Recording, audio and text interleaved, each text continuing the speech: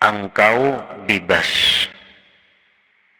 daripada sesuatu yang adalah engkau dari sesuatu itu tidak berhajat, tidak bergantung. Dan engkau adalah budak. Engkau adalah budak bagi sesuatu yang adalah engkau bagi sesuatu itu mengingini atau tamak.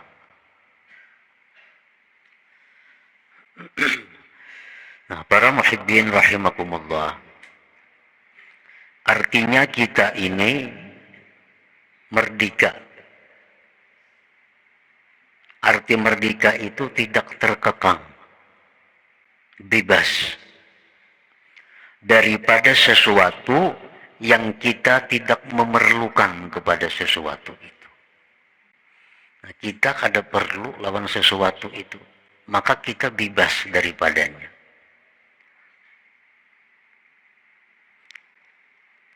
Dan kita menjadi budak bagi sesuatu yang kita ingini.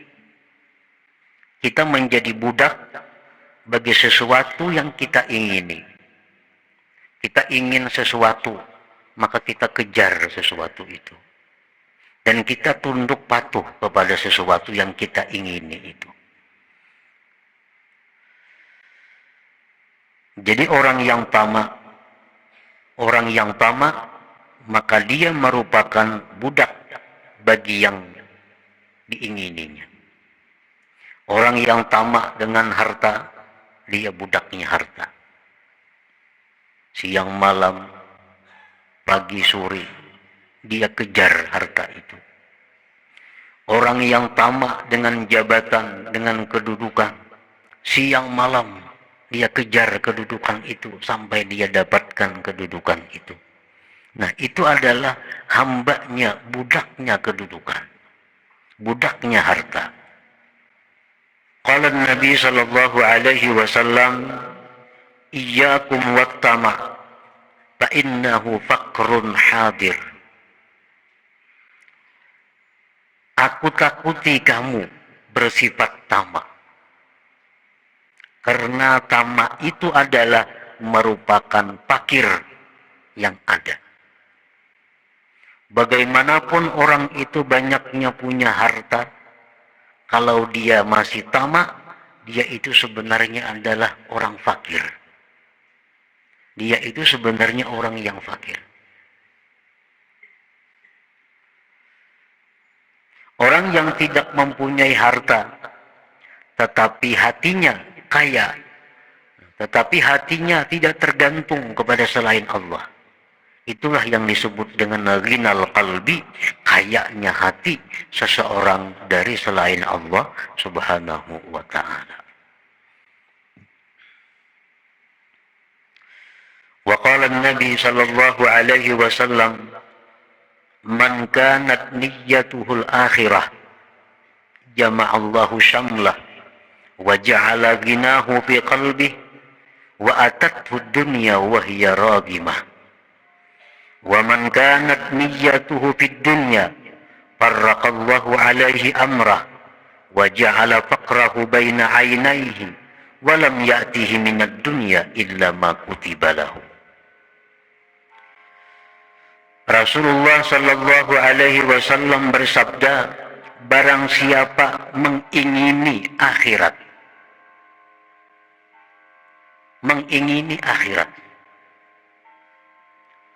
orang ini ingin menjadi hambanya Allah.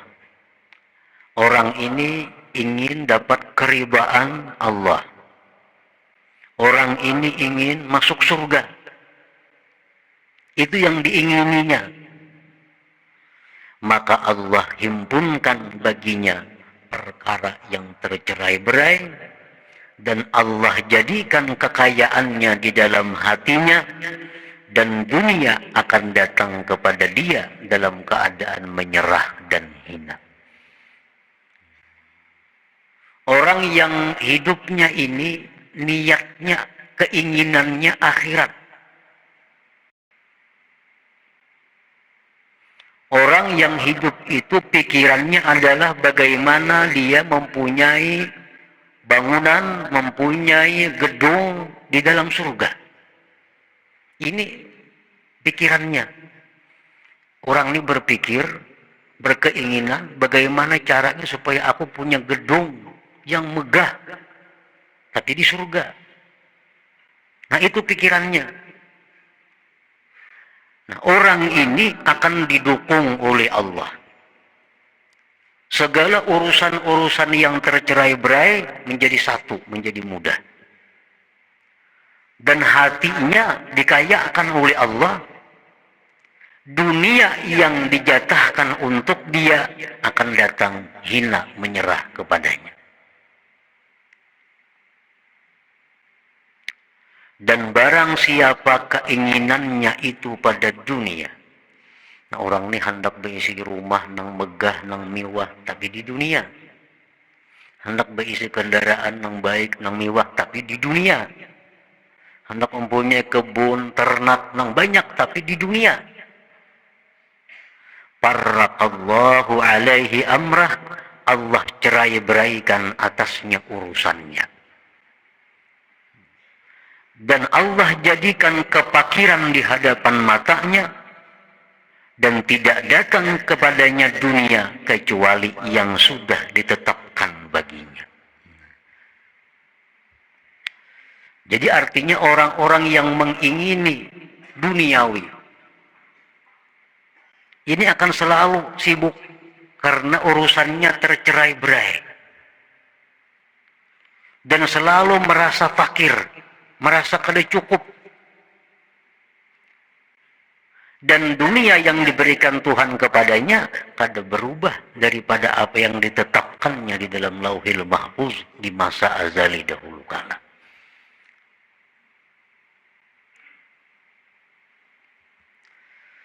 Para muhibbin rahimakumullah. Jadi keinginan kita itu hendaknya jangan keinginan yang surut. Jangan punya keinginan rendah. Kalau kita hendak kepingin punya gedung tapi di dunia, itu keinginan rendah. Yang kita ingin itu ya sesuatu yang murah. Yang kita ingin sesuatu yang binasa, yang hancur.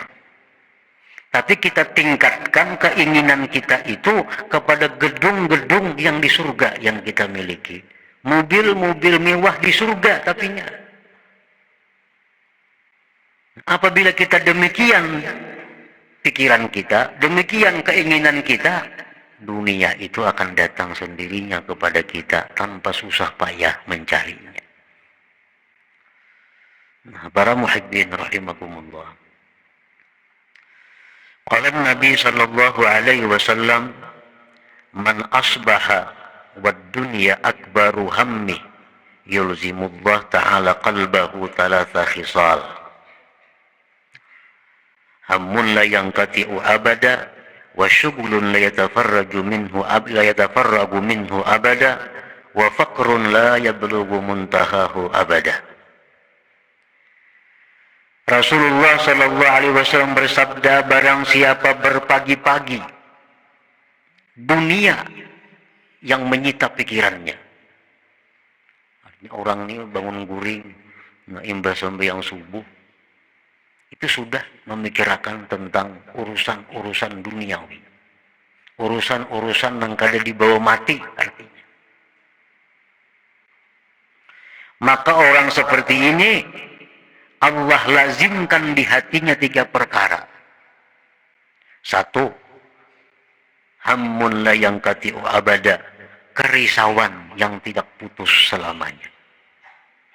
Yang kedua, kesibukan yang tidak pernah lapang dia daripadanya. Yang ketiga, kepakiran yang tidak ada ujung baginya selamanya. Nah, para muhibbin rahimakumullah. Jadi pagi hari nabai sukanan, bangun guring, imbas sembahyang subuh. Itu waktu-waktu yang kita disuruh Allah untuk zikrullah. Waktu itu waktu yang disuruh Allah kita memikirkan akhirat. Ini waktu pagi, awal siang, awal hidup kita. Pagi-pagi itu Allah menyuruh kita agar berpikir akhirat. Jangan berpikir dunia. Oleh karena itu Allah Subhanahu wa ta'ala memberikan ganjaran yang sangat besar kepada orang-orang yang di pagi itu berzikir kepada Allah. Man shallal fajra fi jama'atin thumma qa'ada yadhkurullaha ta'ala hatta tatlu'a asy-syams thumma shalla rak'atain kanat lahu ka'ajri hajjatin wa umratin tammatin. Biar nanti. Barang siapa sembahyang subuh berjamaah, kemudian duduk berzikir, baca Quran kah, salawat kah, tasbih kah, menuntut ilmu kah, sampai terbit matahari. Kada sampai sejam itu. Kada sampai sejam. Lagi sembahyang subuhnya tengah 6 begininya. Kada sampai sejam. Sampai terbit matahari. Sembahyang isyraq 2 rakaat atau duha 2 rakaat, maka baginya mendapat pahala haji umrah sempurna ujar Nabi. Nah, ini adalah satu dorongan kepada umat bahwa hendaknya di pagi-pagi itu jangan memikirkan urusan duniawi. Isilah waktu pagi itu dengan akhirat.